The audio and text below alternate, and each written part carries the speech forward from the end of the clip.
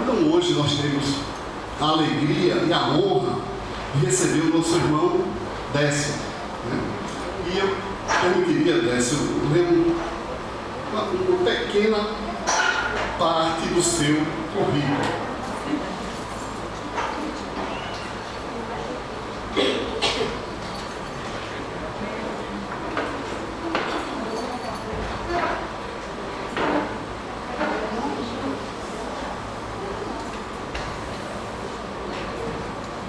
Nem sempre as redes sociais são ruins, não é? Tem coisa boa, é como o dinheiro, né? Bem, nosso irmão Décio, ele é graduado em Medicina pela Universidade de São Francisco, São Paulo, 1987. Isso. Ele é doutor em Técnicas Operatórias e Cirurgia Experimentais pela Universidade Federal de São Paulo, 1999. Atualmente atua na clínica Scope como endoscopista e como professor doutor da Universidade Unider, em Campo Grande, Mato Grosso do Sul. Tem experiência na área de medicina, com ênfase em cirurgia e endoscopia do aparelho digestivo e medicina e espiritualidade. Nosso sonho, né? Tem um médico que trata do corpo e um médico que trata da alma, tá bom? Vou passar a tarefa para vocês, eu vou passar a tarefa. O resto do currículo vocês veem na internet, tá bom então? Décio, nós nos sentimos muito felizes e honrados por tê-lo aqui. A sua agenda cheia, palestra aqui, palestra no exterior, né? Com esse grande currículo, que eu tenho certeza que você possivelmente está muito satisfeito pelo seu esforço, pelo seu trabalho, quantos momentos de renúncia, né? Isso, quantos momentos para poder chegar a esse patamar, né? Então, nossos corações, as portas do BV estão abertas para vocês e sempre estarão. Ficarei muito feliz toda vez que você vier aqui. Que conseguimos agendar, né? Foi difícil, foi mais por organizado pessoal, mas não conseguia, legal. Mas o que adianta milhões no bolso se você olha para um lado para o outro, não vê um amigo, um sorriso para você, que compreende o teu coração. Então, mais vale amigo na praça do que amigo no bolso do caixa, né? Eu já falei demais, né? Vamos pedir a vocês, vamos fechar os olhos, fazer a prece para iniciar o nosso simpósio, tá? Nós programamos da seguinte maneira: a primeira hora e meia, tá? Exposição sobre o tema do livro Cérebro Triunfo. Vocês podem isso, né? E depois meia hora para a cantina, tá bom?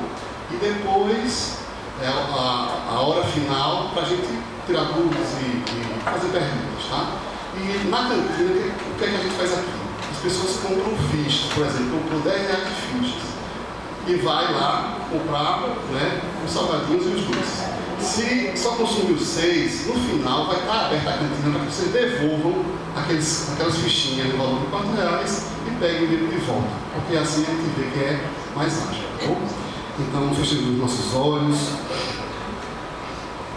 Querido amigo Jesus, nessa tarde tão bela, cheia de expectativas, unimos os nossos corações, os nossos sentimentos, nossos melhores sentimentos e pensamentos, junto com nossos irmãos da espiritualidade, para mais uma tarde de aprendizado.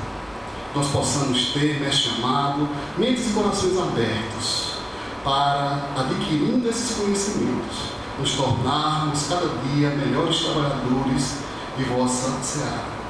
Inspire o nosso irmão Décio, para que, de suas palavras, nós também possamos ter esperanças em dias melhores, esperanças no futuro que todos nós almejamos com o nosso trabalho na direção da paz.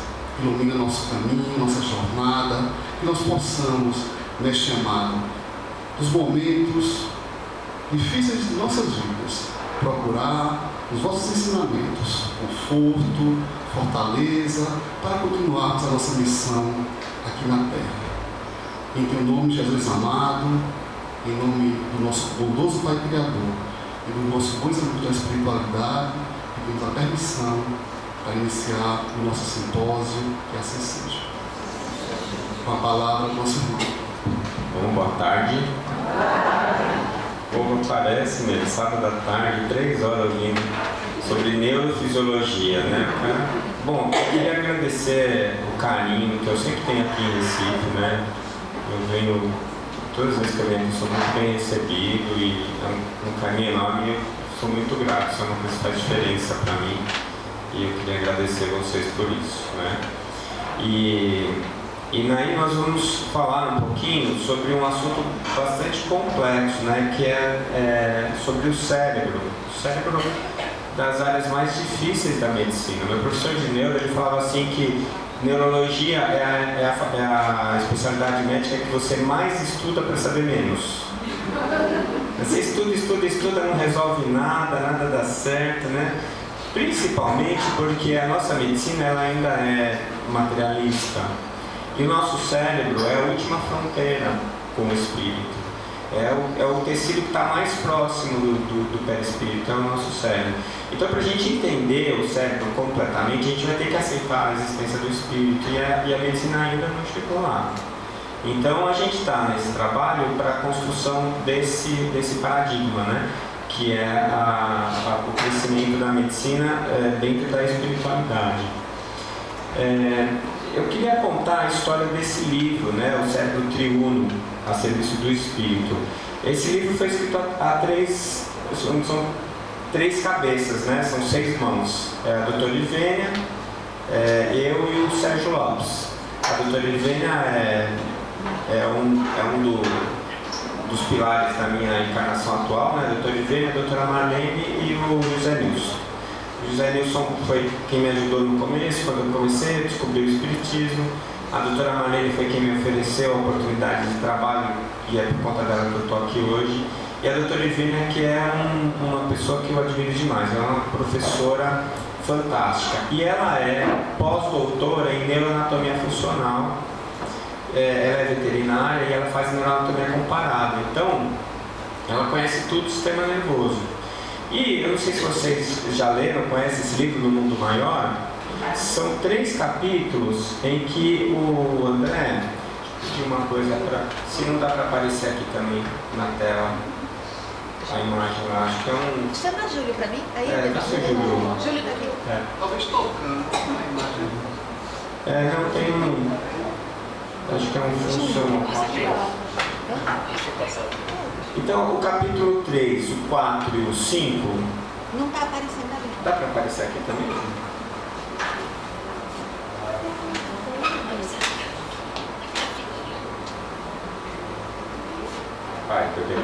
Obrigado. Então, esses 3 capítulos, o André Luiz, na verdade, Calderaro, conta para o André Luiz os 3 andares da casa mental. Eu não sei se vocês chegaram a ler. E o André Luiz tem uma coisa, às vezes você lê uma vez e passa batido, né? Você tem que ler, às vezes, algumas vezes para você entender ou para cair aquela ficha, né? Eu falo que eu tenho o meu livro No Mundo Maior, o Evolução em 2 Mundos. Eu falo que toda vez que eu fecho, ele muda. Aí quando eu abro é outro livro, né? E eu anoto, eu passo a canetinha colorida, eu já li 6 vezes. Eu sei porque era uma cor amarela, depois cor de rosa, depois do roxo, depois do lápis, depois a caneta azul, depois a caneta preta. E tá tudo riscado. Às vezes tá riscado embaixo e fala, mas eu li isso aí, não percebi. Né? Então ele tem essa coisa assim.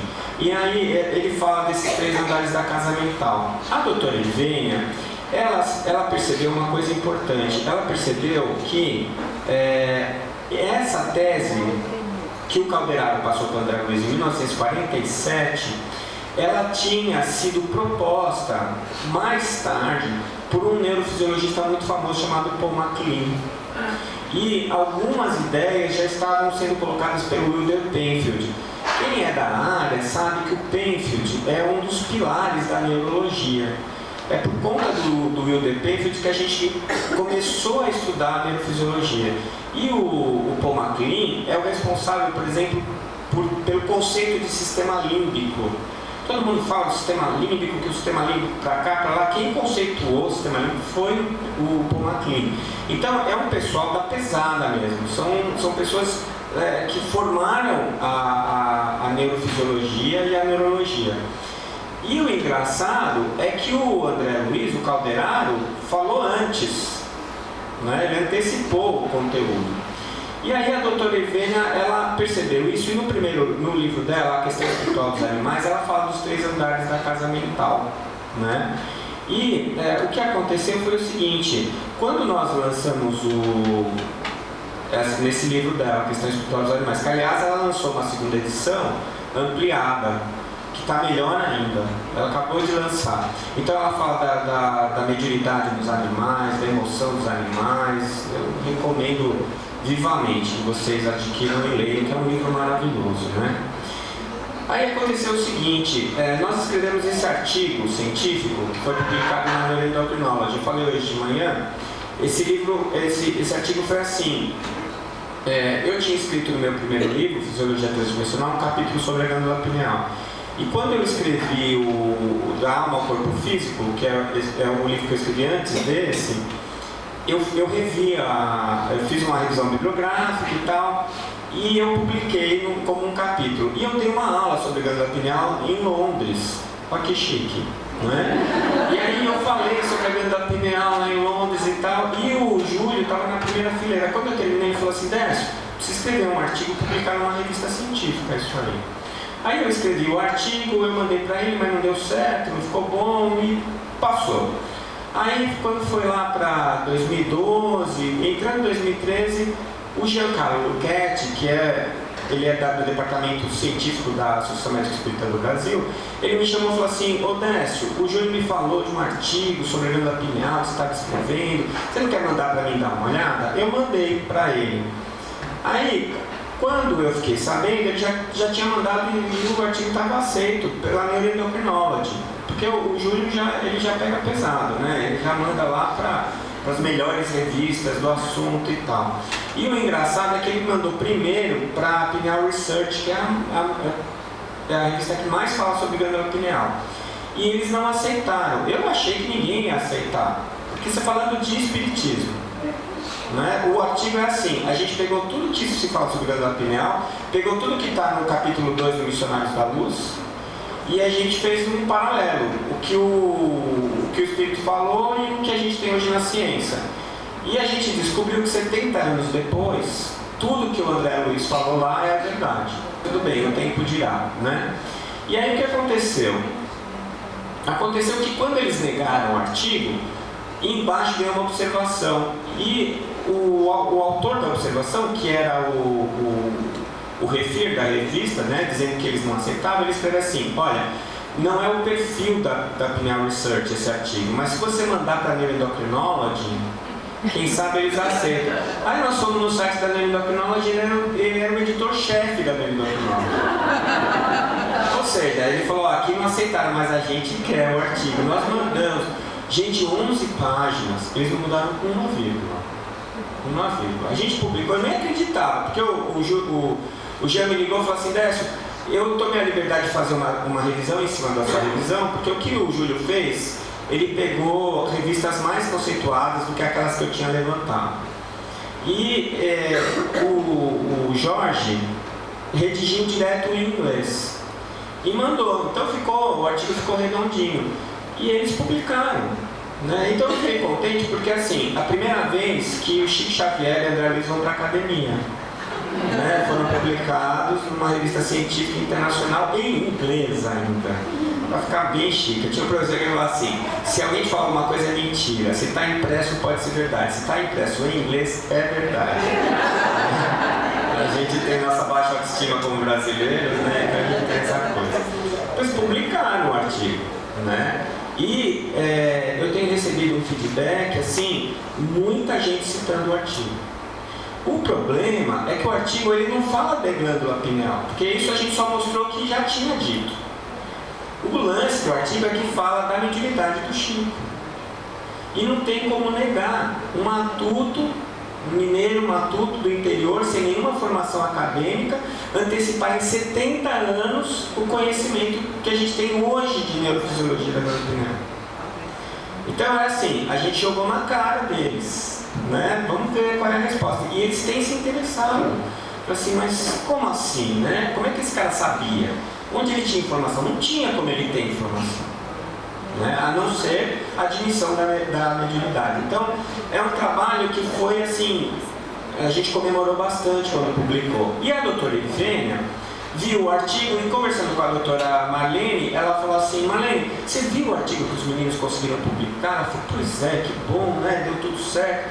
Então, eu estava pensando naquela história dos 3 andares, né, da casa mental, porque o Calderaro falou isso há tanto tempo atrás e veio depois a teoria do Paul MacLean. Aí a doutora Marlene falou assim: escreve um artigo então, Ivênia. Ela falou assim: mas doutor, é muita coisa, não dá para pôr um artigo. Ela falou: então escreve um livro. E aí a doutora Marlene desencarnou, 5 de janeiro de 2015. E nós fomos para a Europa em outubro de 2015, eu com a doutora Ivênia e o pessoal fazia o que a gente chama de périplo, que era a Associação Médica Espírita Internacional. E eu estava em Leiria com a doutora Ivênia. E nós fomos descer para ir tomar café da manhã, e ela tem medo de elevador. Acho que agora não tem mais, porque ela foi descer pela escada, ela caiu da escada. Despencou da escada, quebrou o fêmur. Aí nós em Portugal, né, ela lá com a gente, ela com o fêmur quebrado, não conseguia levantar do chão. No final quebrou até a vértebra. Quando veio aqui pro Brasil, já tá pulando aqui, tudo quanto é canto do Brasil, fazendo palestra, né? Eu tava contando pra Gisele que ela é guerreira, né? Ela teve câncer de mama, depois ela foi nadar para melhorar, que ela ficou com uma limitação, foi campeã sul-americana master de natação. Essa é a doutora Ivênia, né? Pra vocês terem uma ideia. E aí ela tava lá, né, aquela coisa, e aí o pessoal foi buscar ela lá, a gente foi para ela voltar para o Brasil, que a filha dela é ortopedista, ia operar aqui e tal. E aí ela estava assim, muito chateada, né? Isso a gente nem começou, né? Ela tinha mais 5 ou 6 palestras para fazer. Agora eu vou voltar, vou descobrir o pessoal esperando, né? Eu falei: doutora, não pensa muito nisso. Ela falou: mas não é possível, tem que ter uma coisa, alguma coisa, por que isso aconteceu, né? Por que aconteceu comigo? Eu falei assim para ela: não é para escrever o livro? Olha, eu nem sei se eu me arrependo, porque essa mulher chegou, depois que ela operou, ela começou a escrever, e ela falou assim: Décio, eu escrevo se você escrever comigo, eu faço a parte de anatomia, você faz a de fisiologia. Eu falei: tudo bem. Só que tudo bem nada, porque ela escrevia assim, alucinadamente. Ela me mandava os capítulos dela: e agora? E a sua parte, a sua parte. E eu, sábado e domingo, eu sentava para escrever, para correr atrás. E antes de escrever, eu precisei estudar, precisei levantar um monte de coisa, né? Neuro não é uma coisa muito fácil. Bom, no final, ela ainda conversando com o Sérgio Lopes, o Sérgio falou: a senhora percebeu como cada andar, os andares da casa mental, como eles são, dá pra gente fazer uma correlação com as leis morais? Que o mais básico, o intermediário. Aí a doutora falou assim: nossa, mas que lindo esse pensamento, vamos colocar no livro também. E aí foi. A primeira parte é a doutora Ivênia. Primeiro ela fala noções de neuroanatomia, para quem não é da área poder se inteirar. Depois ela fala da correlação entre a teoria do Calderaro com a teoria do André. E depois entro eu com a neurofisiologia, né, uma correlação entre a função do cérebro e a espiritualidade, e o Sérgio com os 3 andares da casa mental. Quando nós terminamos, a gente olhou para o livro, ficou lindo o livro, não sei se vocês já viram, né? Maravilhoso. Eu falei assim: tá bonito, né, doutora? Tá, mas quem é que vai ler? Não é? Um livro sobre neuro. Olha, já está na 3ª edição, eu não sei, é só Só o Dr. Bezerra mesmo, por conta, né? Porque, e as pessoas estão gostando. Então é o que eu falo sempre, é mais fácil você ensinar sobre medicina para o espírita do que ensinar espiritualidade para o médico. E o espírita, ele gosta de estudar. Então, se você explicar, ele entende. Não é? Se ele não conseguir entender na primeira, ele vai ler até a hora que ele consiga aprender.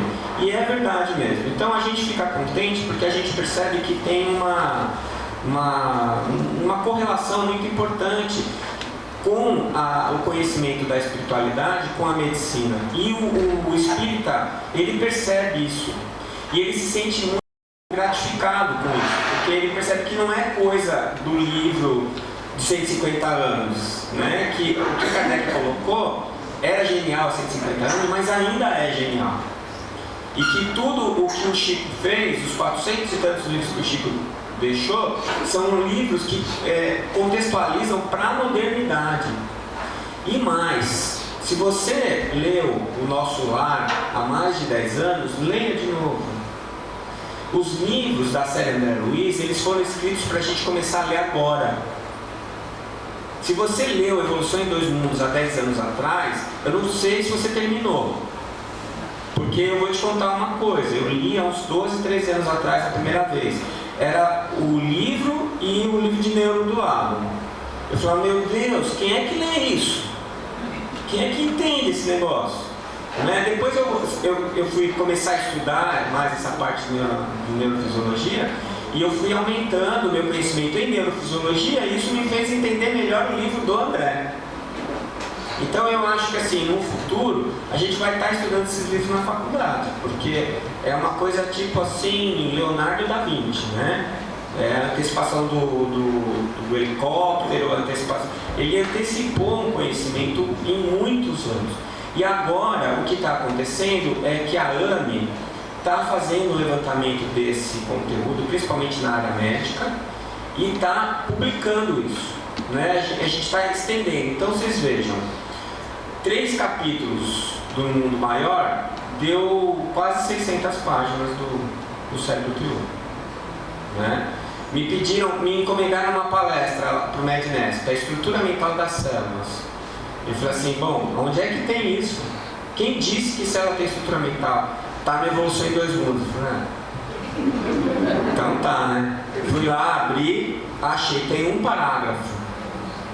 Eu peguei o parágrafo, o primeiro filtro é dicionário, porque ele tem umas palavrinhas lá meio marotas, né? Depois do dicionário, eu fui começar a levantar os itens. Palavra por palavra, item por item, deu 44 páginas. Tive que diminuir que não cabia no livro, era um capítulo, 44 não cabia. Tive que fazer um resumo. Um parágrafo. Então você imagina, né, o que dá a obra do André Luiz. A gente tinha um projeto de fazer uma enciclopédia sobre os desdobramentos científicos da obra do André. E na verdade a gente acha que não vai dar também. Né? Na medida que a gente vai trabalhando, vai dar artigo, vai dar livro e as coisas vão se desdobrando, e nesse sentido a gente vai fazendo a nossa tarefa, que é uma encomenda que o André Luiz fez para a doutora Marlene. Bom, para a gente ter uma ideia, vocês sabem a diferença entre encéfalo e cérebro?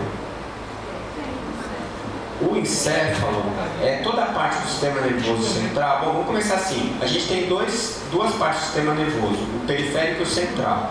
O periférico são os nervos, tudo que está para fora. E o central é a tua medula espinhal, é o que está no meio da tua coluna, e o que está dentro da tua cabeça, está dentro do crânio. É o sistema nervoso central. Então o sistema nervoso central ele é formado pela medula espinal, e o encéfalo ele é formado por tronco encefálico, né? E o cérebro. O cérebro é aquela parte do telencéfalo, que são aquelas circunvoluções, né? Tem o diencéfalo e o cerebelo, que fica aqui atrás. Então, o encéfalo é tudo que está dentro da cabeça. O cérebro é a sua parte mais nova dessa estrutura. Por que a gente fala a parte mais nova? Porque se você for andar para trás na escala de evolução, que a gente chama de escala filogenética, você vai ver, por exemplo, o seguinte, uma minhoca. A minhoca tem sistema nervoso? Não tem o sistema nervoso central, mas ela tem o sistema nervoso, ela tem gânglios. Os gânglios estão na barriga dela, não estão nas costas, porque é a parte mais protegida dela, que está andando pela terra. E esses gângliozinhos, ela já tem um par de gânglios que se junta na cabeça, na frente. Então você percebe que já tem uma intenção ali. Aí começa a juntar alguns animais que começam a formar a primeira parte, que é a medula. A gente chama de notocorda. Deve ter biólogo aí, né, que conhece o termo. A notocorda é a primeira parte do sistema nervoso. E aí depois vem a segunda parte, que é a parte da encefalização. É quando a parte da frente começa a ficar gordinha, que forma o tronco encefálico. Então a doutora Ivênia fala que a evolução ela se dá de baixo para cima e de trás para frente, né? Então esse seria a base. Aí, tanto o Paul MacLean quanto o Calderaro, eles falam que o primeiro andar da casa mental já é no encéfalo. Então, o que hoje a nossa medula faz que quando era notocorda fazia? A mesma coisa, só que ela vai sendo subjugada. Então, por exemplo, se você pisar num prego, você tira o pé do prego antes de falar o palavrão, não é? Porque a tua medula tira o pé do prego. E aí ela manda um sinal, pisou no prego, aí você fala o palavrão, não é? Então o palavrão vem depois. Por quê? Porque há um reflexo de defesa. São os reflexos medulares. A gente tinha, quando ele apareceu na escala evolutiva, e se mantém até hoje. Aí vem o tronco encefálico, que é a primeira parte da encefalização, essa dilatação da medula. Então a medula vem fininha e tem a primeira, então vem bulbo, ponte e mesencéfalo, que são as três partes do tronco encefálico.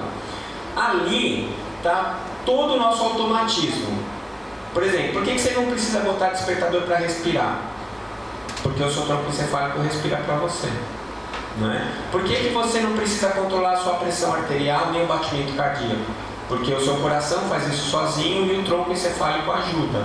Então toda essa parte mais automática, ela está no tronco encefálico, tá? Depois começa a aparecer a parte mais nobre do nosso encéfalo, que é diencéfalo e depois o telencéfalo. Muito bem, o que o Paul MacLean percebeu é assim, que até os peixes, a medula ficou pronta nos peixes.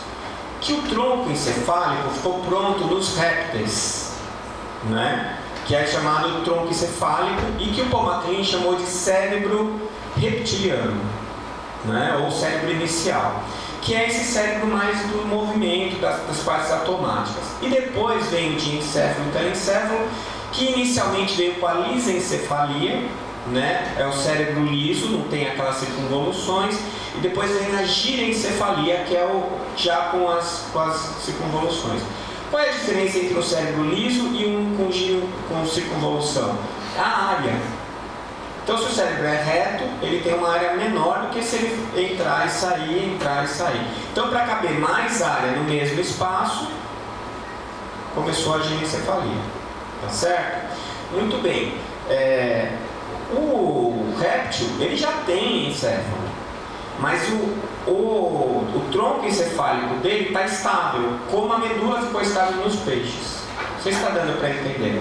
Aquilo está pronto, vamos para o próximo. Aqui o próximo já está sendo desenvolvido enquanto você está solidificando o segundo. Esse é o primeiro andar, o cérebro inicial reptiliano. O segundo andar, que já é o encéfalo, que a gente chama de paleoencéfalo. Paleo é velho, né? É diferente do neo.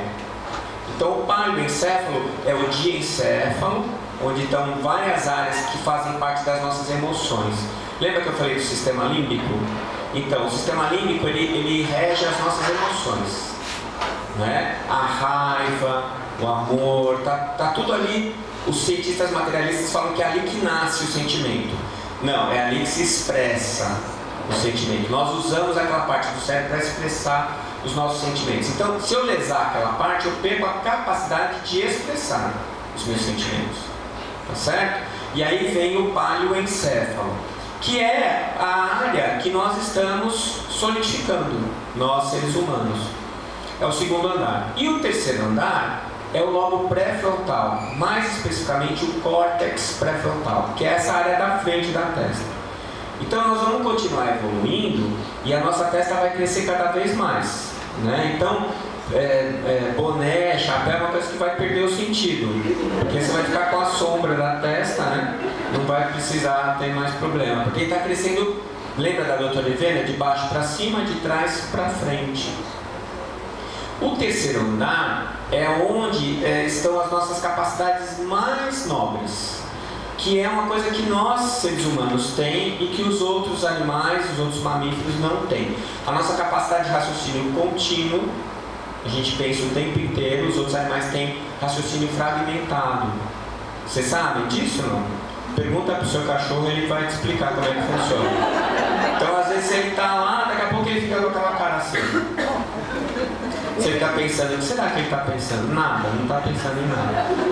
Dá uma inveja, não dá? Eu fico com inveja quando eles estão. Então você ficou bilhões de anos para conseguir pensar o tempo inteiro, e agora você fica com inveja dele que consegue parar de pensar, né? Mas pelo menos à noite a gente podia parar de pensar, né? Dar uma desligada.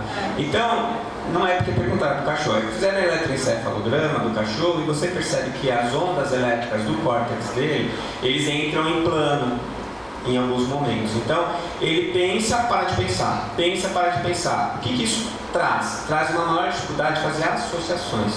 Ele tem a capacidade, mas é mais difícil para ele do que para a gente que pensa o tempo inteiro. Então, a nossa capacidade de transcendência, a nossa capacidade de planejamento, a nossa capacidade de percepção do menos óbvio, ela está muito ligada ao lobo pré-frontal. Né? Tanto que tem um caso famoso de uma lesão de pré-frontal em que o paciente era muito gentil, bonzinho, todo mundo gostava dele, ele teve a lesão do pré-frontal e ele ficou grosseiro, rude, né? Porque ele perdeu esse terceiro andar, que eu digo que é o nosso puxadinho, né? Tá ali, ainda não tem telhado, nós estamos ali moldando ele. Então, você percebe o seguinte: esse cérebro reptiliano é o nosso instinto mais cru. E o terceiro andar, que é o lobo pré-frontal e o córtex pré-frontal, é o nosso futuro. Então, o cérebro reptiliano é o passado, o paleocérebro, o paleoencéfalo é o nosso presente e o pré-frontal é o nosso futuro. Né? Olha só que interessante. Qual que é a figura de São Jorge? São Jorge está matando o dragão, não é? São Jorge é o santo, é o terceiro andar. Está matando o réptil, que é o instinto. Quando você fala que alguém assassinou a sangue frio, quem tem sangue frio? O réptil. O réptil, ele não é homeotérmico, ele é psilotérmico. O animal psilotérmico, ele não controla a temperatura. Vocês já tiveram a experiência agradável de segurar uma lagartixa? Você fala, ela é fria. Ela não é fria, ela é da mesma temperatura que o ambiente. Se esquenta, ela esquenta, se esfria, ela esfria. Ela não controla a temperatura corporal, nós controlamos. Então o réptil é um animal de sangue frio. Então, essa experiência que a gente tem, né? Quando você faz alguma coisa ruim, você fala, dei uma baixaria, fiz uma baixaria. Você desceu um andar. Eu digo que é o porão. É o nosso passado. Então, se você está exposto aos instintos, significa que você abandonou todo o controle que o seu segundo andar te dá e nem está pensando no terceiro. Né? A gente está, então, é o nosso passado. Isso daí está lá. O instinto está lá. O reflexo medular está lá. Se você pisar no prego, você vai tirar o pé do prego. Então, não acontece que quando você constrói um prédio, quando você está no quinto andar, desaparece o primeiro? Não. E o primeiro andar vai fazer alguma coisa diferente do que ele fazia quando você construiu ele? Também não. Não é? Só que os andares superiores, eles vão subjugando os andares de baixo. E você vai aprendendo a controlar o seu instinto. Então, ele está lá. Ele está lá.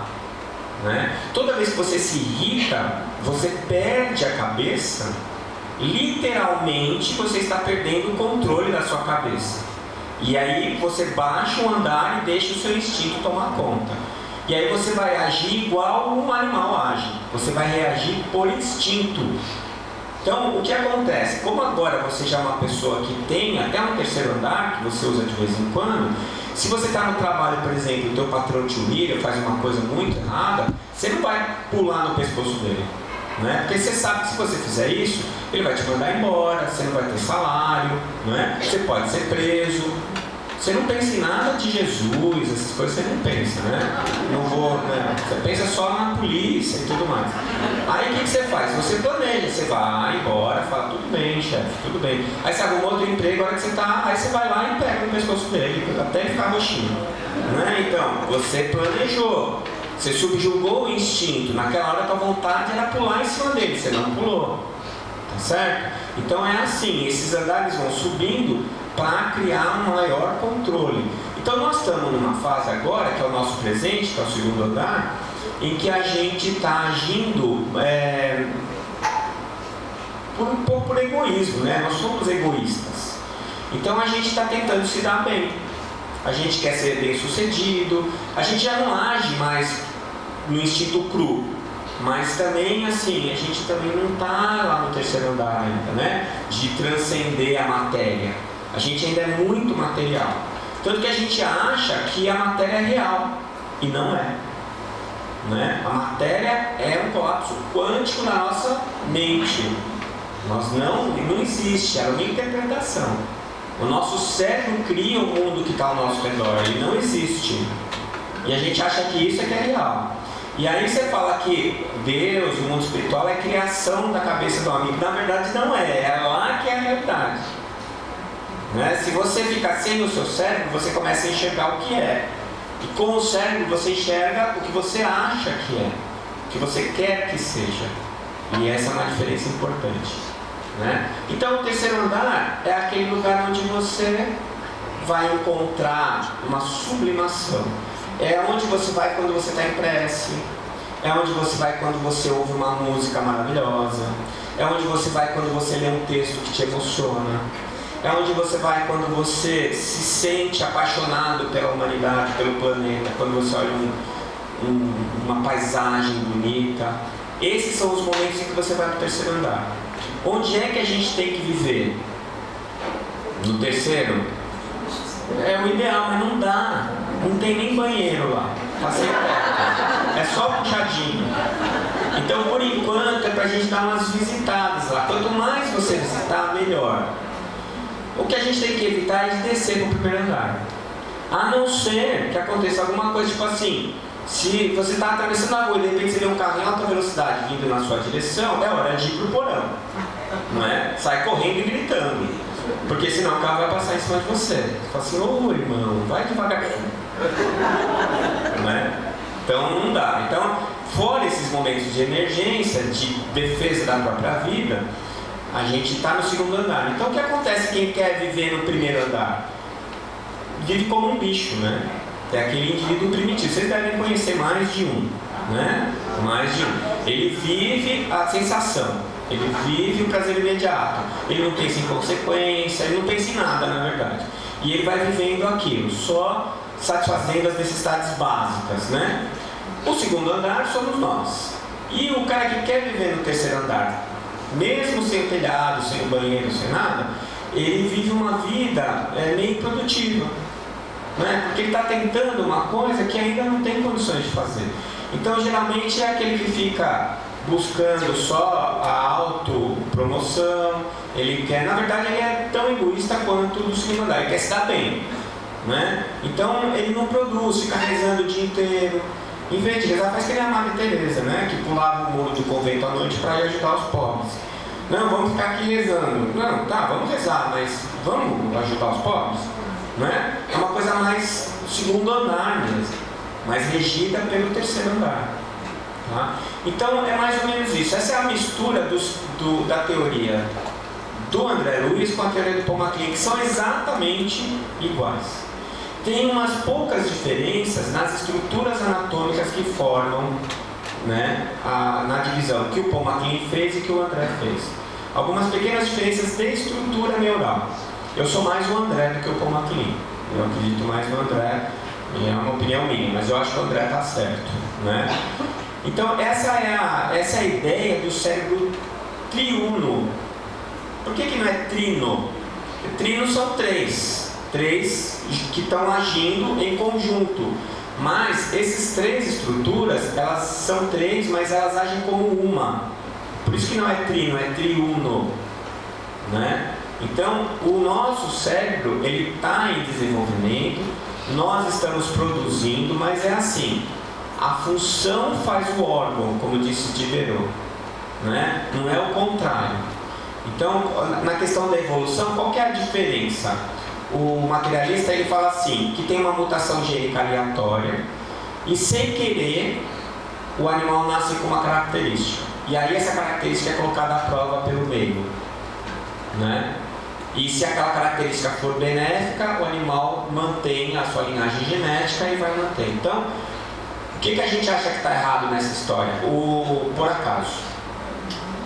Não é por acaso. Então a gente vai pela ideia de Bateson, pela ideia de Diderot, pela ideia de Lamarck, que observa que existe uma intenção naquela formação. Por exemplo, né, o pescoço da girafa. Quer melhor exemplo? Como é que um bicho nasce com um pescoço daquele tamanho? Não é verdade? E não é só o pescoço. Não sei se vocês pararam para pensar. As vértebras. Nosso pescoço é desse tamanho, dói pra caramba. Imagina o dela. Mais do que isso, você imagina a musculatura para segurar aquela coluna cervical. E mais, o coração dela para jogar o sangue lá em cima. Tá certo que o cérebro da girafa parece um amendoim, né? Pequenininho. Mas mesmo assim, o coração dela é gigante. A carótida para mandar o sangue para o cérebro dela. Então, é uma obra de engenharia, não é assim. Nasceu com o pescoço comprido? Nasceu. E aí vai lá, consegue alcançar as folhas das árvores, tem uma vantagem sobre a reserva alimentar, e aí dá certo. Não, mas foi por acaso que o pescoço já ficou daquele jeito? Que a coluna cervical dela se desenvolveu daquele jeito? Não foi. Então vejam que interessante. Vocês sabem que a forma, os padrões da vida do nosso planeta é o mesmo para todo mundo. Então a nossa fisiologia, a nossa anatomia, ela é específica da nossa espécie, mas ela vem de uma linhagem comum, não é? Isso foi comprovado geneticamente. Se você pegar o primeiro animal da escala filogenética que tem osso, o pacotinho de genes que tem osso dele é o mesmo pacotinho de genes de todos os outros vertebrados do planeta, inclusive nós. Então, uma vez que você ganhou aquela tecnologia, ela é instalada no seu hardware, fica lá. Tá certo? Fica lá. E a gente mantém. O André Luiz chama isso de consciência fragmentária. Como se fosse um mosaico, em que cada caquinho vai sendo colocado num lugar específico e ele vai formar uma paisagem no final. Tá? Se chama a consciência fragmentária. Aí o que acontece? Nós, no passado, éramos seres quadrúpedes, né? É por isso que a nossa região ventral é mais desprotegida que a dorsal. É por isso que nós mandamos nosso sistema nervoso para as costas. Porque nas costas, além do osso em volta da medula, para formar a coluna, a musculatura é mais poderosa, né? Então a musculatura do nosso dorso é mais forte, que é a que está em contato com o meio externo, né? Tipo a casca da tartaruga. Agora o nosso ventre não, porque a gente andava de 4 patas. Aí olha só o que aconteceu. Por que a gente ficou de 2 patas? Primeiro, porque o nosso cérebro começou a crescer. A nossa capacidade como espíritos começou a exigir um cérebro mais completo. E a gente foi construindo o 2º andar e o 3º andar na encefalização. O que acontece? A cabeça começou a aumentar. Só que, para eu andar de 4 patas, a musculatura das minhas costas tinha que vir até a frente da minha cabeça. Senão a cabeça cai, né? Então eu precisava de uma musculatura para segurar a cabeça reta aqui. Só que a musculatura não deixa a cabeça crescer. E aí a musculatura começou a ir para trás. Como ela começou a ir para trás, a cabeça começou a pesar. Aí você começou a ficar em pé para a cabeça equilibrar. Não é interessante isso? Aí quando você começou a ficar em pé para a cabeça equilibrar, sobrou as mãos. E aí você começou a usar a mão liberou a boca, porque você pegava as coisas com a boca. Agora você tem a mão. Já que você não precisa pegar as coisas com a boca, você liberou a mão começa a fazer as tarefas com mais precisão, e a boca ficou livre para quê? Para falar. E a fala desenvolveu o pensamento contínuo. Tá vendo? Isso é mais uma prova que as mulheres são mais evoluídas que os homens. Elas falam muito melhor que a gente. Não é? É outra prova, a gente tem que admitir isso. Então, olha que interessante. A gente está, até hoje, desenvolvendo a engenharia de andar de duas patas. Porque todo mundo que tem mais de 50 anos sabe disso. A coluna ainda não está boa. Não é? Precisa dar um jeito. Essa engenharia está, talvez pegar algum know-how do pescoço da girafa para colocar na nossa coluna. Não é verdade? Outra coisa que não está boa, joelho. Não é verdade? Porque é muito peso em cima do joelho, precisa dar um jeito nisso. Ainda mais agora com essa coisa do açúcar, sorvete, a nossa barriga vai para frente e desloca o nosso ponto de gravidade. E aí a gente fica com um problema de ficar em pé. Então a gente tem esses probleminhas, mas são detalhes. O projeto está ainda em construção. Do mesmo jeito que o nosso crânio ainda está evoluindo, porque o nosso sistema nervoso central não estabilizou ainda. Isso é que é interessante. Né? Não está estável ainda. A gente ainda está produzindo coisas novas. E coisas antigas estão indo embora. Né? Que nem eu falei hoje de manhã. Dedinho do pé. Para que serve o dedinho do pé? Para nada. Para fazer calo. Para dar joanete. Não serve. Aquilo lá. Aliás, os dedos do pé vão desaparecer. Porque a gente não usa mais a mão, não usa mais como preensão. Que nem um macaco, né? A gente perdeu a cauda. Né? A cauda, o macaco tinha cauda. A cauda é o quinto braço do macaco. Ele usa a cauda também para aprender as coisas. Mas como a gente só usa os pés para apoiar, a tendência dos nossos dedos é juntarem e o dedinho sumir. Né? Então, fora a sandália havaiana, não tem mais nada que exija que a gente precise ter dedos separados. Né? Se mantiver a moda, não gruda. A sandália não vai. Né? Ou então vai ter que mudar o modelo. Né? Mas alguma coisa vai acontecer. E o nosso cérebro vai continuar crescendo. A medula vai mudar? Não. O tronco vai mudar? Não. O diencéfalo vai mudar? Não. Porque eles já estão estáveis. Não é? E é isso que o Paul MacLean percebeu e que o Calderaro já tinha avisado a gente antes. Né? O que eu acho importante dessa nossa conversa é você perceber o porquê, onde que isso pode te trazer alguma informação prática. A informação prática é a seguinte: você está usando um aparelho neste momento. Se você for mergulhar no oceano a 40 metros de profundidade, você consegue mergulhar? Consegue. Mas a 40 metros, como é que você faz para estar vivo lá? Você precisa descer com uma roupa de borracha, você precisa descer com um respirador, com uma máscara. Nós estamos num ambiente que não é o nosso. Nós não somos daqui. Você acredita em extraterrestre? Nós somos extraterrestres. Não tem nenhum espírito aqui que nasceu aqui. A gente é de outras orbes. Nós estamos usando a Terra para progredir. Então a gente está usando um aparelho que é o nosso corpo físico. E esse aparelho nos limita a percepção. Né? Mas é ele que a gente tem para usar, né? Como mecanismo de percepção do mundo. E você perceber que você está sujeito às especificações desse aparelho. Inclusive o seu tronco encefálico, a sua medula espinal, o seu tronco encefálico e o seu cérebro.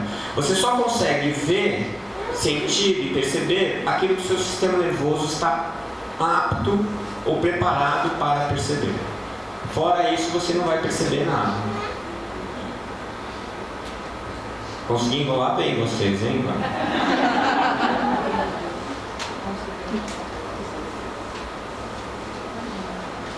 Essa aqui, os três mosqueteiros não eram 4? A doutora Ivênia fala que nós somos os 3 mosqueteiros, então eu botei o D'Artagnan do lado, com a doutora Marlene. E ela, no dia que nós nos encontramos aqui, foi na casa da doutora Ivênia. Aliás, ela serviu café com os biscoitinhos que ela tinha feito.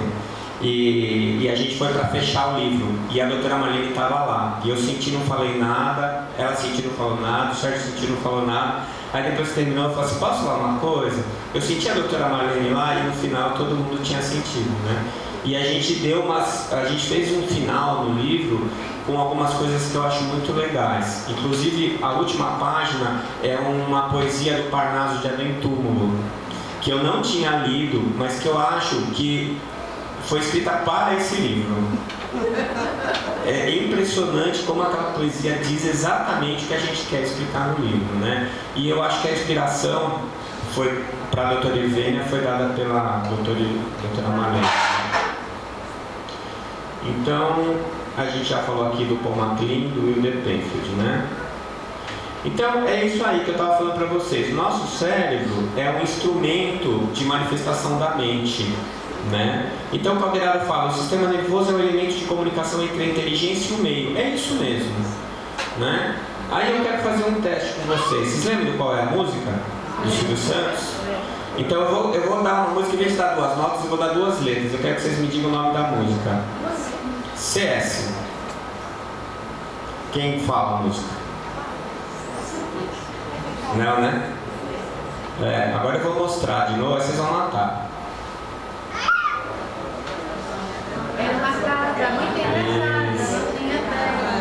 O seu cérebro preencheu o que está faltando. O que é que está faltando? Não. Só a letra A está faltando. Agora imagina se você tem um computador de último tipo com todos os programas e quebra a tecla A. Você não consegue digitar o A. E você vai escrever um texto chamado A Casa. CS. Dá para comunicar? Não. Então vejam vocês que não precisa muita coisa no seu cérebro não tá certa para atrapalhar a tua vida. Não é? Não precisa muita coisa.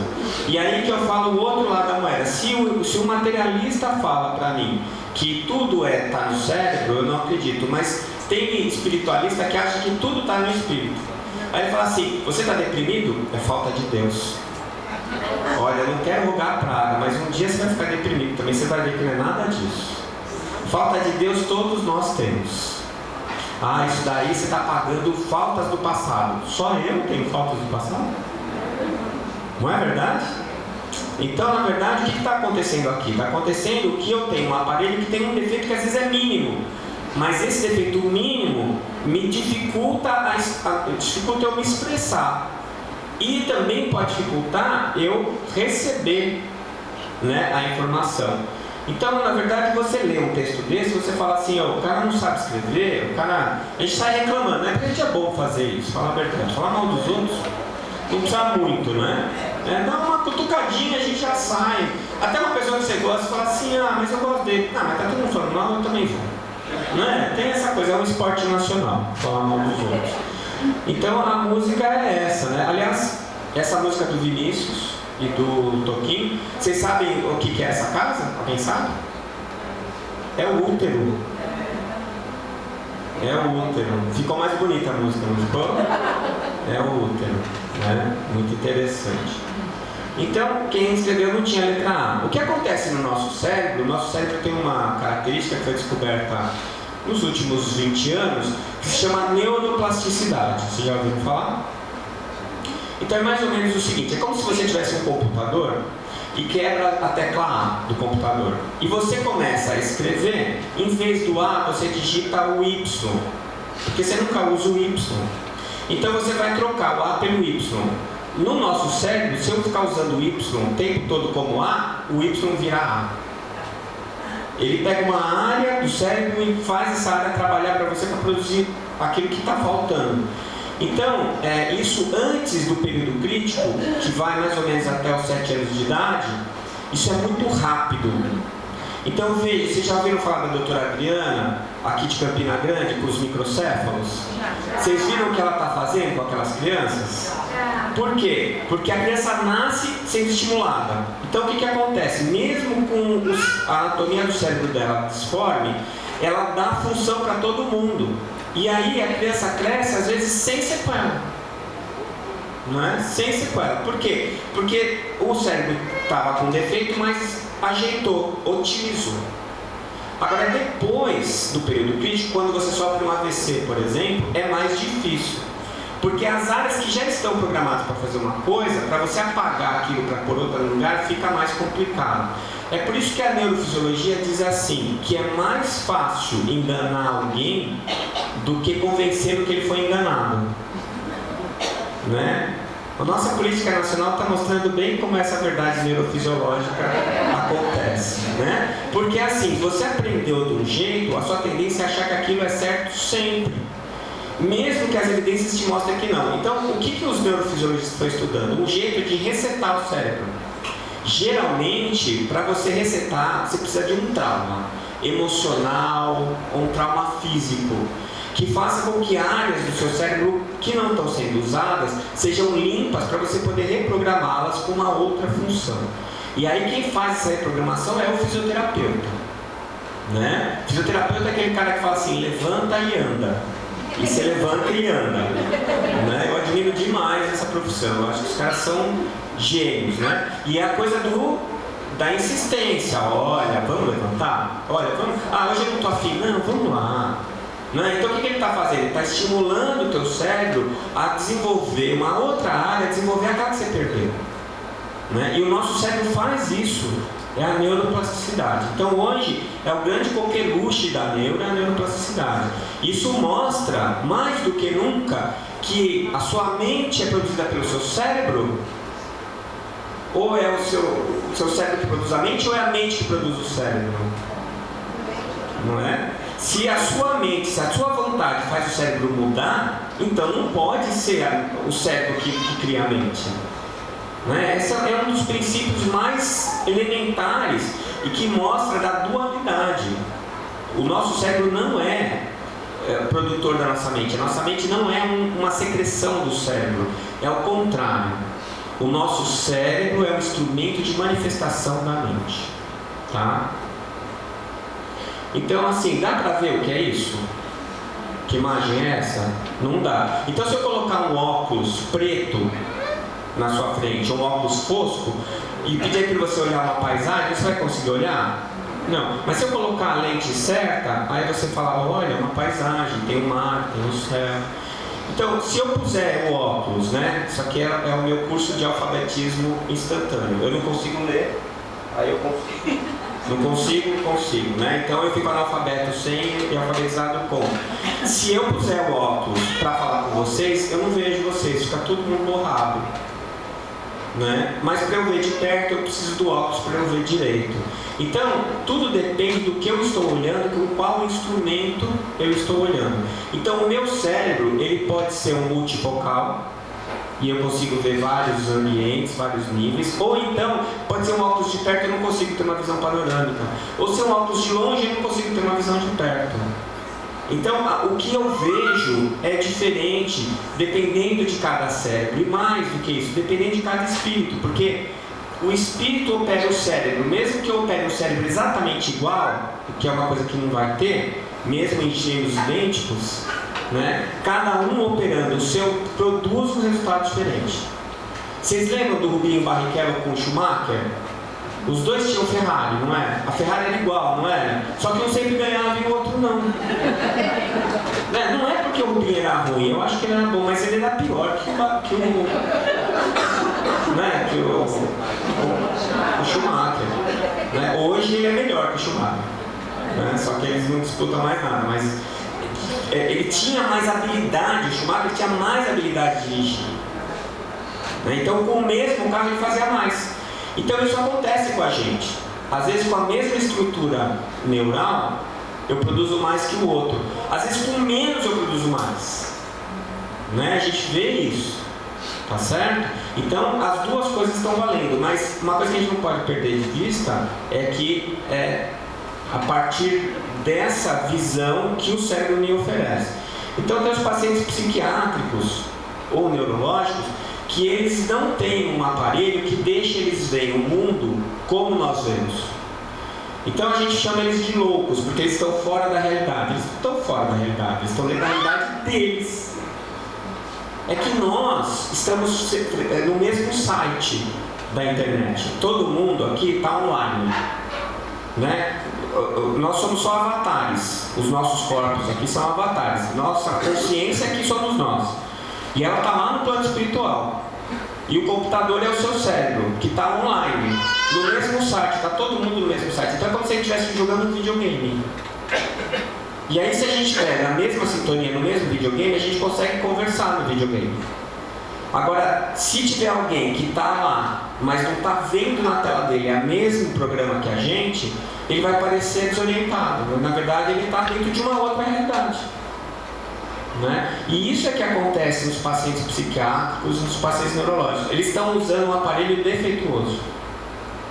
Isso faz com que muitas vezes eles não consigam se comunicar adequadamente com a gente. O que acontece com os pacientes com Alzheimer? Quebra o cérebro. Quebrou. É igual você ter um computador e apaga a tela do computador. A tela queimou. E agora? Como é que você se comunica pela internet? Como é que você vai trabalhar com o computador? Como é que você vai usar um programa? Não vai, né? Então, cadê o espírito? Está lá. Só que ele não tem a menor condição de perceber o que está acontecendo. Ele não tem como acessar a memória RAM dele, que é a memória atual. E ele fica ali, né? De vez em quando ele aparece, né? Tinha uma amiga, ela era filha única, o pai e a mãe tiveram Alzheimer. E aí ela contratou alguém para ficar com eles, mas esse alguém maltratava eles. Ela botou uma câmera, descobriu que a pessoa batia na mãe, aquela tristeza. Aí ela colocou numa casa, pertinho da casa dela, uma casa de idosos, e que cuidavam bem dela, e ela ia todo dia lá, passava todo dia. E aí no dia do aniversário dela, ela estava lá, o pai dela, ele chegava e falava assim: quem é você? O que você está fazendo aqui? Sempre aquela mesma história. Aí naquele dia ele chamou ela pelo nome. Ela levantou, olhou rápido para ele e falou assim: não é seu aniversário hoje, minha filha? Aí ela caiu no choro, abraçou ele. A hora que ela estava abraçando ele, falou assim: quem é você? O que você está fazendo aqui? O que você está me abraçando? Né? Aí eu falei: olha, você está vendo? A espiritualidade deu uns 2 minutinhos para ele dar os parabéns para ela, dizer que está lá. Ele está lá, né? Agora ele está feliz ou não? Não sei. Não dá para a gente perguntar, né? Mas com certeza a gente que está aqui do lado de cá está mais triste do que ele, porque a gente vê, mas ele não é ele, né? E aí eu ouvi alguém falar assim para mim: não, eu já ouvi falar que no Alzheimer a pessoa, ela mostra quem ela é. Por isso que eles ficam agressivos e grosseiros. Gente, não é nada disso. É porque, como quebrou aqui em cima, quem está predominando? É o reptiliano. Então ela volta a um estágio, na verdade é o corpo dela que está reagindo. Ela não controla aquilo lá, a pessoa não controla. Então não tem nada que ela era ruim e fingiu a vida inteira. Não é isso, gente. Ela continua sendo a mesma pessoa. Quando a gente morre, a gente nem vira santo nem demônio. A gente continua exatamente igual. E aí o Ricardo está falando uma coisa que eu lembrei, né? Do passado. Gente, a gente não evolui sempre. Ninguém volta, não é assim? Então a gente está sempre indo para frente. A sua versão, julho de 2018, é a melhor que já existiu. Então o que você quer saber do seu passado? Larga a mão. Esquece. Porque não foi coisa boa. Não é? A gente já não é lá grandes coisas. Né? Aí você falou um negócio que me preocupava do patamar, né? Oportunidade eu estou tendo bastante mesmo. Aí a hora que eu chegar lá, eu espero que o Dr. Bezerra fale assim: Décio, tá bom, vai. Dessa vez passa. Né? É o que eu espero, porque assim, eu falo assim: o Décio é maravilhoso, pergunta pra minha esposa. Né? Uma vez falaram isso, porque ela não gosta muito de participar das palestras. Falaram alguma coisa de mim pra ela, ela falou assim: casa com ele pra você ver. Né? Porque tem o outro lado da moeda, tudo tem, né? Então uma coisa que a gente precisa ter em mente, eu acho muito importante o espírita ter isso, é que nada é totalmente físico, nem totalmente espiritual. Nós estamos encarnados, as duas coisas estão entrelaçadas, uma influencia a outra. O sinal vem e vai. Então não tem como a gente achar que uma coisa é só espiritual ou é só física. Portanto, todas as manifestações que você apresente, ou psíquicas, ou físicas, ou espirituais, elas são passíveis de tratamento em todas as esferas, certo? Então, os médicos psiquiatras da AME, tem um departamento de psiquiatria da AME, eles falam isso com todas as letras. Muitas vezes você tem um paciente que está numa obsessão brava, no vampirismo, uma coisa horrível, e o centro espírita está trabalhando em cima e não consegue. O que eles fazem? Eles vão lá, dão um remédio que faz um descolamento do espírito do cérebro.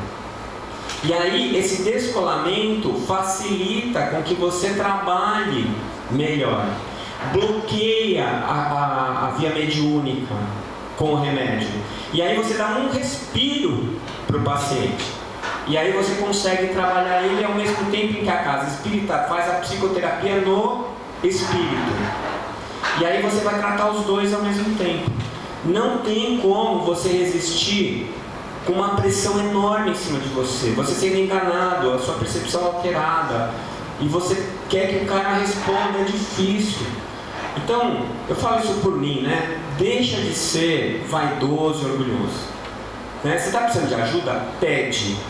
E se tem ajuda aí, é para usar, não é? Se a espiritualidade botou o recurso farmacológico na nossa vida, é para usar com responsabilidade, bem orientado, não é? Porque tudo que existe serve para o bem e para o mal. Se você, a dinamite, ela serve para matar um monte de gente, mas ela pode abrir caminho para uma estrada. Um martelo pode construir uma casa ou matar alguém. Então a ferramenta, ela não é boa nem má, ela é neutra. O que a gente faz com ela é que vai determinar, né, o que é bom ou o que não é. Então a gente precisa perceber que nós estamos no meio do caminho. Nós não somos nem bons nem ruins. A gente é bom e ruim ao mesmo tempo. Tem coisas que funcionam na sua vida, tem coisas que não funcionam. Tem coisas que você sabe, coisas que você não sabe. O grande problema é que assim, você gosta de mostrar o que você sabe e esconder o que você não sabe. Só que você esconde tão bem o que você não sabe que ele te pega desprevenido, né? Vocês lembram do Tom e Jerry, que tinha o anjinho e o diabinho? É aquilo ali, né? Só que o diabinho sempre ganha. Por quê? Porque a gente esconde o diabinho e ele pega a gente desprevenido. A gente não quer admitir os nossos enganos, as nossas dificuldades. Por quê? Porque a gente é vaidoso. Porque a gente acha que não é para errar. Gente, cai na real. Se olha no espelho, né? Nós somos infantis ainda, como o pessoal está falando assim, juvenil. Né? Você é juvenil ainda. O seu espírito está começando a entender agora a vida. Não importa quantos anos físicos você tem, você é um espírito jovem. Se você fosse um super espírito, você não estava na Terra. Ou se tivesse, ia ser um Chico Xavier, ia ser uma Madre Teresa. Vamos admitir que nós não somos? Então, se você está aprendendo, como é que você aprende? Não é errando? Alguém aprende a andar de bicicleta sem cair? Alguém aprende a andar sem cair?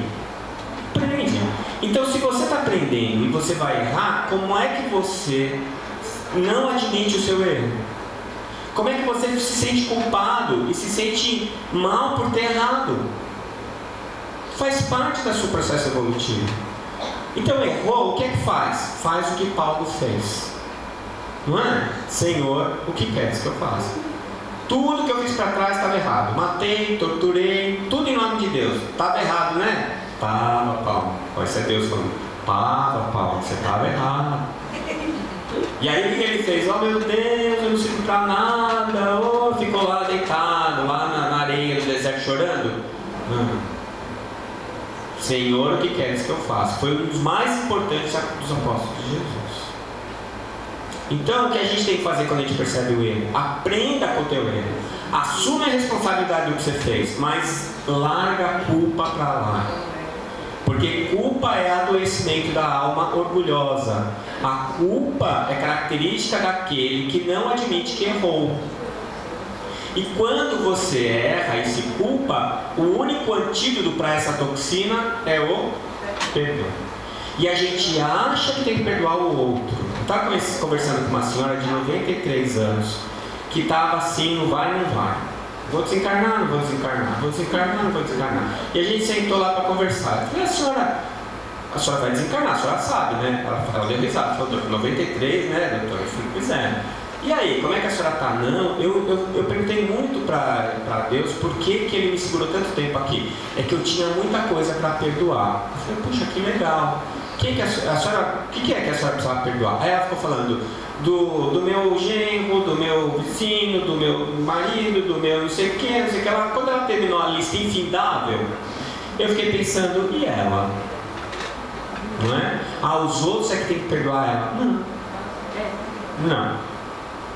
Se você perdoa, o antídoto é para você. Você apazigua o seu coração. E se o seu coração está em paz, não interessa o que o outro pensa de você. Do mesmo jeito que se você odeia o outro, ele pode até te amar, que você está envenenado, mas é pelo seu ódio, não pelo dele. Quem precisa do perdão somos nós, não é o outro. Então vamos largar a mão de ser hipócrita. E vamos perceber que tudo que a gente acha que foi ingratidão, o que é a palavra ingratidão? Falta de gratidão. Gratidão o que é? Alguém te dá de volta alguma coisa que deu para ele, não é? Cadê o incondicional dessa história? Onde é que entra essa palavra incondicional? Então que amor é esse que você faz para o outro para que o outro goste de você e ache você bonzinho? Não é amor isso aí. Isso é moeda de troca, é comércio. Então, se você tem algum ingrato na sua vida, a culpa é sua. Porque você projetou nele uma expectativa que só existe na sua cabeça. Ele nunca foi aquilo lá. É por isso que casamento não dá certo. A menina casa com um cara que não é. E ele casa com uma mulher que também não é. Você quer saber se vai dar certo o casamento? Pergunta pra ela assim, ele tem defeito? Se ela falar, não, 3 meses de casamento, estão separando. Se ela falar, tem, aí você pergunta, o que você vai fazer com isso? Ela fala, eu mudo ele. Vai ser longo e doloroso. Não é? Aí se ela falar assim, eu dou um jeito, eu me adapto. Aí a chance é boa. E ele tem que falar a mesma coisa. Porque se vocês se aceitam como são, vocês estão se vendo como vocês são. Com um detalhe, a gente muda com a vida. Não é? E às vezes você passa o tempo sem conversar com o outro, daqui a pouco você vai conversar, ele está a quilômetros de distância de você. Assim, nossa, o que aconteceu com o nosso casamento? Acabou, mas agora não faz tempo. Acabou quando você foi para o norte, eu fui para o sul. Né? Então eu digo assim, para o casamento dar certo, você precisa se apaixonar várias vezes pela mesma pessoa. E quando você se apaixonar por ela? Quando você está do lado dela. Ela muda e você fala, que legal, modelo novo. Versão 2016. Né? Aí ela muda outra coisa e fala, nossa, que legal, gostei do seu cabelo desse jeito. Não é legal isso? Né? Fala assim, olha, você não tinha essa barriguinha, agora você tem. Que interessante. Ela é macia. Aí você vai se apaixonando de novo, é uma questão de atitude, não é? Você tem que querer. Então, não adianta, que bobagem nós vamos fazer. Só não faz bobagem quem não tenta. E se não tenta, não aprende. Portanto, nós estamos nesse processo evolutivo, tá? Esse eu já falei. Esse também. Esse também.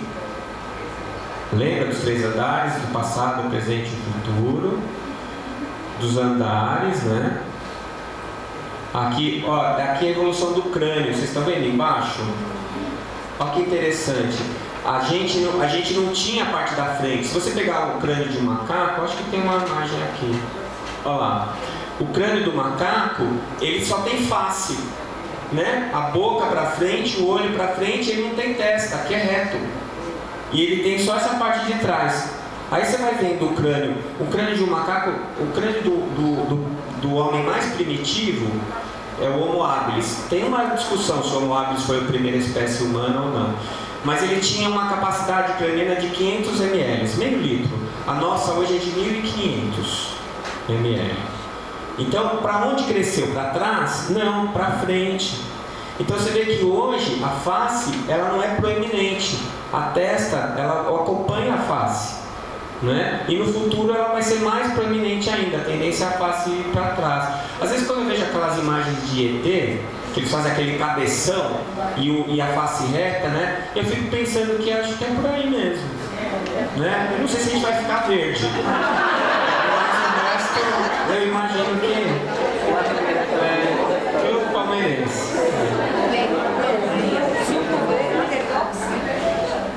Então é isso. Ó, aquilo que eu falei para vocês. Primeiro andar, esforço maquinal, sem questionamentos, sem evolução.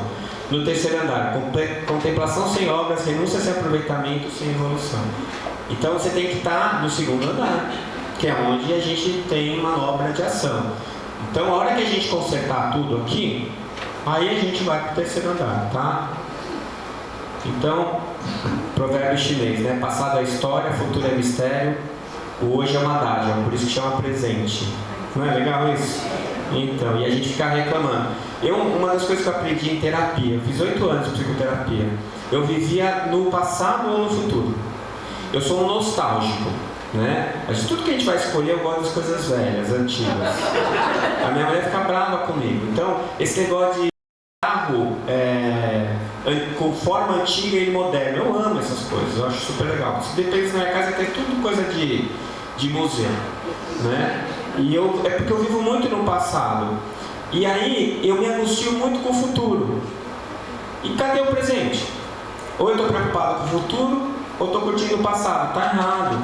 Tem que ver o hoje. O passado é importante porque ele nos ensina, ele traz as lições. E o futuro, uma meta, uma perspectiva. Não pode ser uma expectativa. Tem que ser uma perspectiva. Eu tenho que traçar uma meta, um plano, uma estratégia e ir atrás. Mas não pode ser uma expectativa, porque expectativa é uma ilusão que você criou na sua cabeça e que nunca está certa. E aí quando você descobre que não está certo, o que é que gera? Frustração. Frustração gera mágoa, mágoa gera raiva, e aí você precisa de quem? Perdão, né? O antídoto. Tá certo? A raiva, o ódio é o veneno que você toma para o outro morrer. Não dá certo.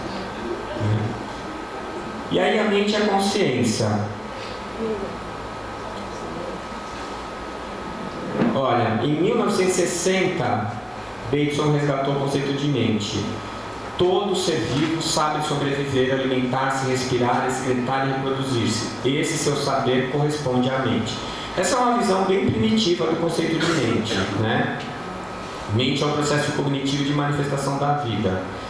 Agora, é interessante que eu fiz uma pesquisa, li o livro do Dr. Michio Kaku. Vocês conhecem esse japonês maluco aí?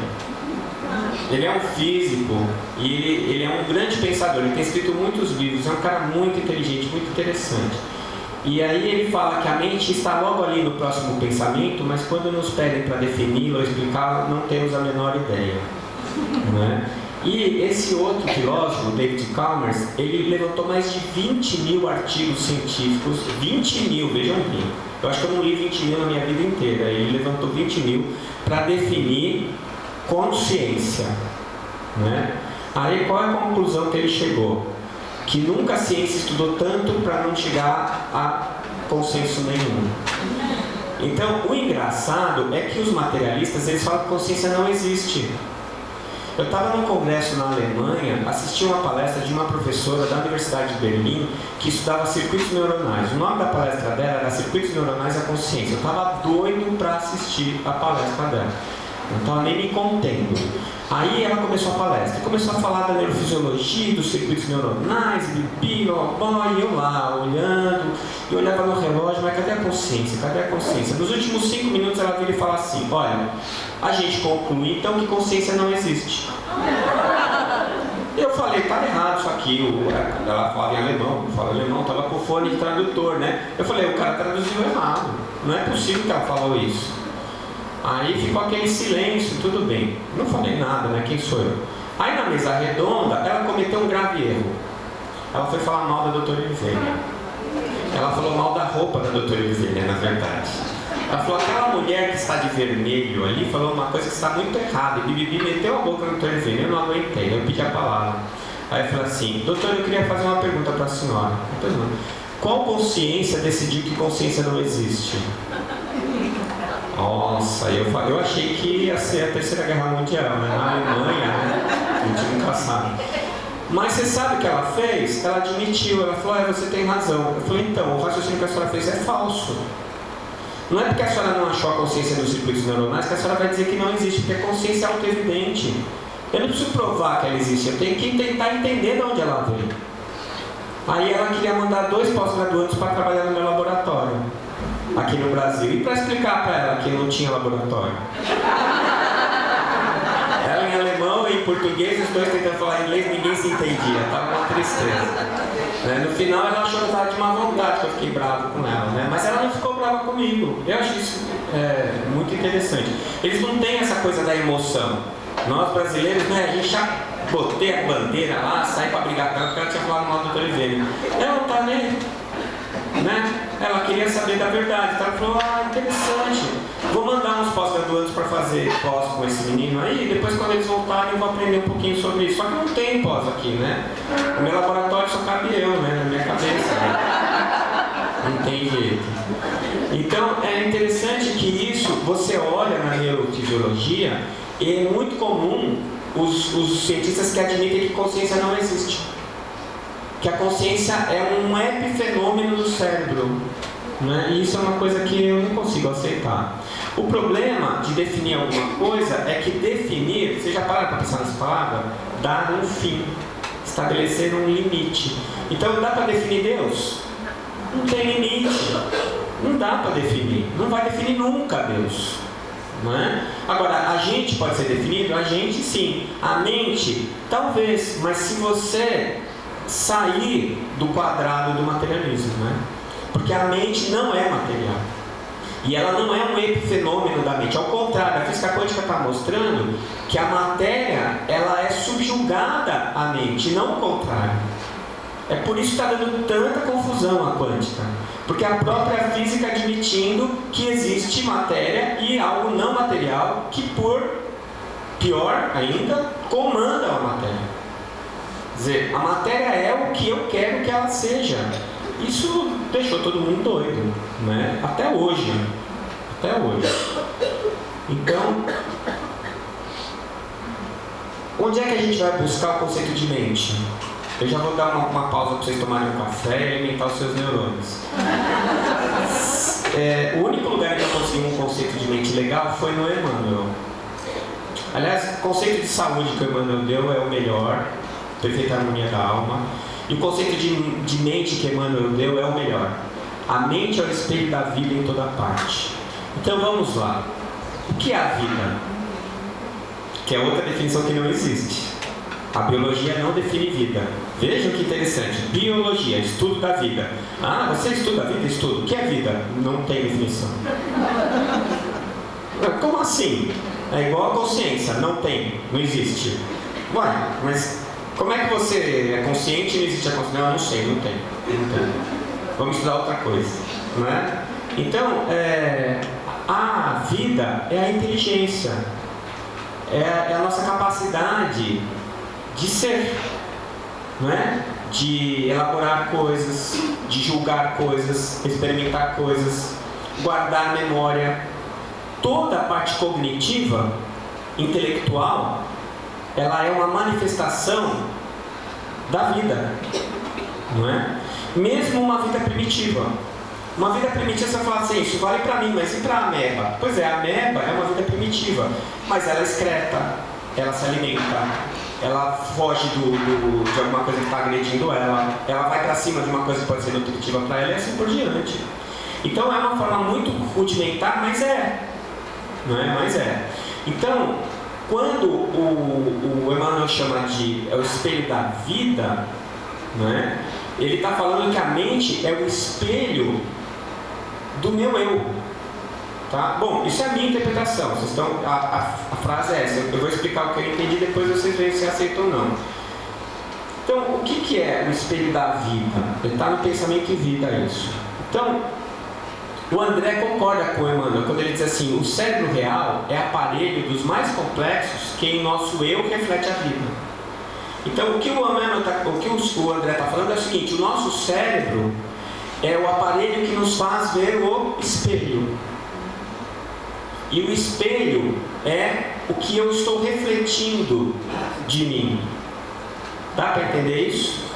Então, vamos imaginar o seguinte: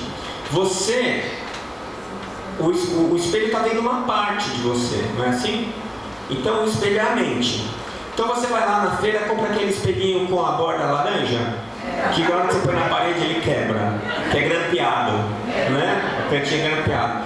Aí você pega aquele espelhinho pequenininho e você quer se olhar no espelho. Você vai ver uma parte por vez, não é assim? Ou eu vejo a minha cara. Agora, se eu quiser ver se o topete tá bom aqui, o pé do cabelo, não dá, né? Só se eu tiver outro espelho, não é? Então eu não consigo ver. Então, para começar, eu não vejo nada na parte de trás, eu só consigo ver a parte da frente. Não vejo tudo de uma vez, eu vou vendo só o cabelo, só a orelha, não é assim? Então, o espelho é a mente. A minha imagem sou eu, é o espírito como um todo. Então, a cada encarnação, eu ajusto o espelho numa posição determinada. Quem é que faz o ajuste do espelho? O meu cérebro, meu sistema nervoso.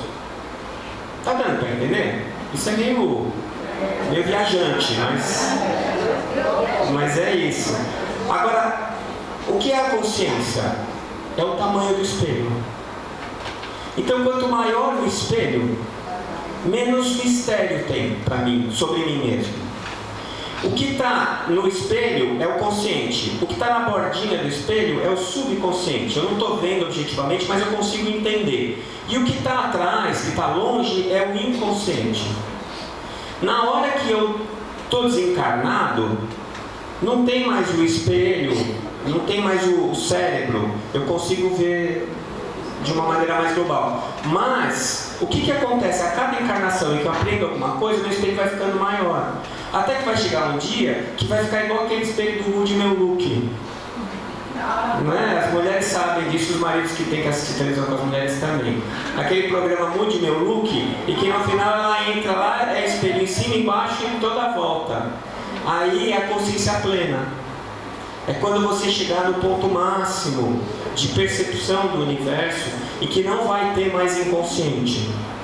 Você vai ser o consciente. A sua mente e a sua consciência vão ser do tamanho do seu espírito. Né? Então é mais ou menos isso. Né? A mente é a fração manifesta do eu. Dá para entender isso? A minha mente, neste momento, não é o meu espírito, é o Décio. E o Décio não sou eu. O Décio é uma parte de mim.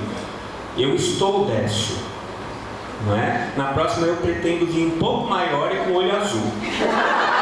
Não é? Igual do Jairo. Eu gostei do... Não é? Então, um pouquinho maior com o olho azul vai ficar legal. Então, eu projeto para a próxima. Né? Mas eu estou Décio. Eu já fui outras personalidades. E cada personalidade dessa que vive, o espelho é ajustado de maneira que aponte para um lado que precisa ser arrumado. Não é? Se você vai sair e está com o espelhinho da feira, você vai olhar o cabelo para ver se o cabelo está bom, você tem que olhar primeiro o cabelo. Arrumou o cabelo? Aí você vai olhar se a calça está boa. Acabou, arrumou, aí você vai ter que olhar, entendeu? Então você tem que olhar por partes. Cada encarnação é uma parte. Na hora que você desencarna, essa informação que você adquiriu nessa personalidade, ela vai para o todo e faz você melhorar. O seu espírito fica melhor.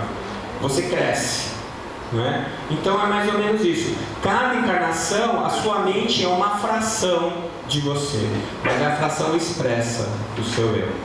Então a mente seria a fração expressa da alma, né? Olha o espelhinho lá. A consciência é o tamanho do espelho. E os níveis de consciência eu já falei para vocês, né? Depende do foco que o cérebro está dando para a nossa manifestação atual. Então o consciente, o subconsciente, o inconsciente, e o André Luiz ainda fala do superconsciente. O superconsciente é aquilo que você acessa no terceiro andar. É quando você consegue aqueles momentos sublimes, né? Todo mundo aqui, se está aqui, já viveu um momento desse. Né? Um desdobramento, é um momento em que viveu alguma coisa, recebeu uma inspiração, ou na hora que nasce um filho, tem aquele momento que o céu se abre, baixa aquela luz e os anjos cantam, né? Aí você fala, nossa, que legal, né? Aí depois você nunca sai igual dessas experiências, né? Você sempre sai diferente. Então, o André Luiz fala assim: a mente colocada entre o objetivo e o subjetivo é obrigada pela divina lei a aprender. verificar, escolher, repelir, aceitar, recolher, guardar, enriquecer-se, iluminar-se, progredir sempre. Então é a única coisa para a qual nós estamos condenados, é a sermos felizes, né? A sermos evoluídos, porque a felicidade não é um lugar, é um caminho. Então se você quer ser feliz, é uma questão de opção, é agora. Você pode evoluir feliz ou não, isso é você que decide, né? Depende do seu grau de reação aos efeitos do meio, né? Vocês voltaram mesmo, né? Então vamos lá. Vamos continuar a nossa jornada.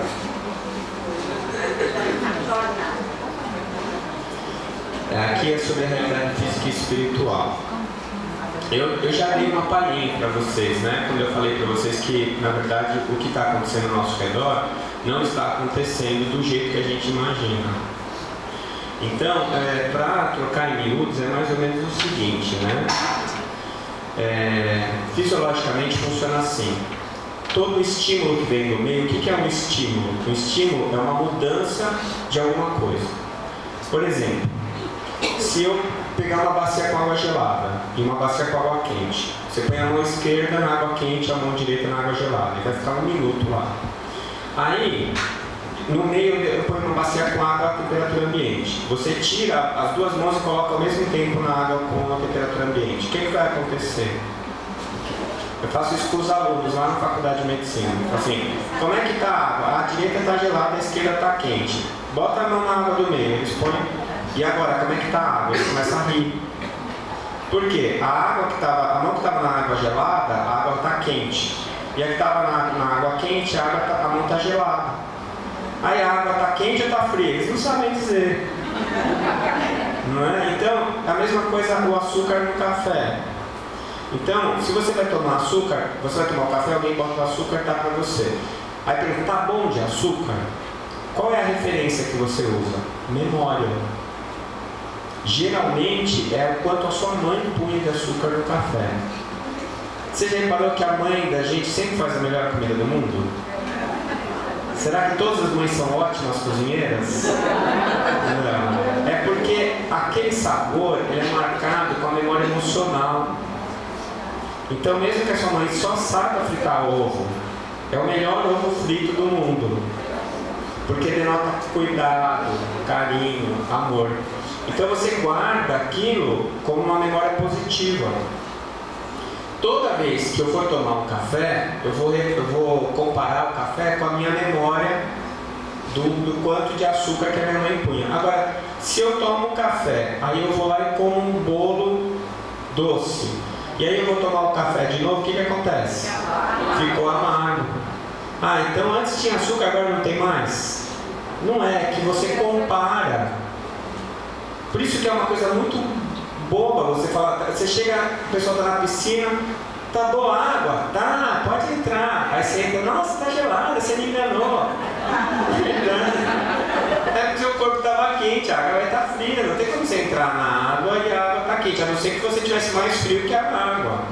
Então o estímulo, o que é? É uma mudança de temperatura, né? Eu tive em Caxias do Sul, há uns 3 semanas atrás, fazendo um congresso lá. Estava 6 graus, não é? 6 graus aqui no Nordeste extingue a vida. É o Armagedon. E os caras lá estão de manguinha. Pô, mas está frio? Não, está fresco. Então, eles não sentem frio, é que a média da temperatura lá é mais baixa, então eles estão acostumados.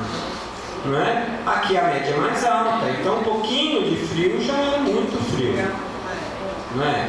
Então, assim, eu falei, hoje o Ricardo foi me buscar, eu falei, aqui tá bom, né? À noite está fazendo uns 20 graus. Ele falou, não, tá um pouquinho melhor. 20 graus para mim tá bom já, estou achando legal, né? Então o que é isso? É a percepção, né, de cada um. A dor é um exemplo interessante. Tem gente que sente mais dor que o outro, não é isso? Na verdade não é, todo mundo sente dor igual.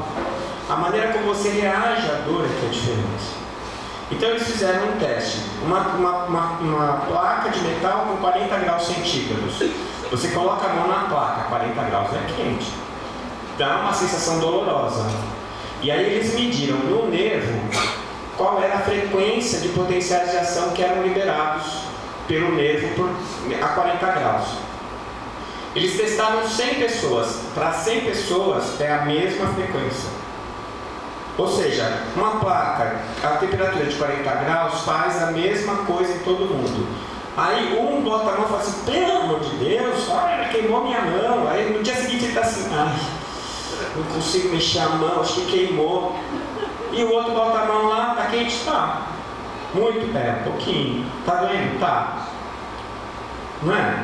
Eu tinha um professor que ele falava assim, que, olha, toma cuidado com o japonês porque eles não reclamam de dor. Aí você examinar, apertava a barriga, tá tudo bem? Sim. Tá doendo? Tá. Aí entrava um brasileiro lá no latino e você chegar perto da barriga já começa a gritar. Pelo amor de Deus, eu vou morrer. Não, porque não dá certo. Então, o que é isso? É aprendizado de como você reage ao estímulo que o meio te dá. Por isso que eu falo que ser feliz ou não é uma decisão pessoal. Não interessa o que esteja acontecendo na sua vida, interessa a maneira como você reage ao que está acontecendo na sua vida. É por isso que tem gente que tem tudo e é infeliz. Tem gente que não tem nada e é feliz. Porque ele decidiu que o que ele tem é suficiente. Não é? Teve uma psicografia do Dr. Bezerra de Menezes, ele deu um puxão de orelha bem dado na gente, lá na AME, e ele dizia assim, meus irmãos, vocês não estão mais atrás do pão. Vocês não estão nem atrás da manteiga, vocês estão atrás da geleia, estão atrás da geleia. E eu tenho para mim que não é nem da geleia, é dos sabores da geleia. Então a gente está muito longe de não ter o necessário para sobreviver. Você quer saber o que é não ter o necessário para sobreviver? Você entra no site Fraternidade Sem Fronteiras e você entra numa das excursões e vai lá para Madagascar para você ver. Uma criança com 5 anos que nunca tomou banho, nunca escovou o dente, nunca trocou de roupa. Cresceu dentro da roupa. Foram trocar a roupa dela, não saiu, teve que cortar com tesoura, porque ela cresceu dentro da roupa.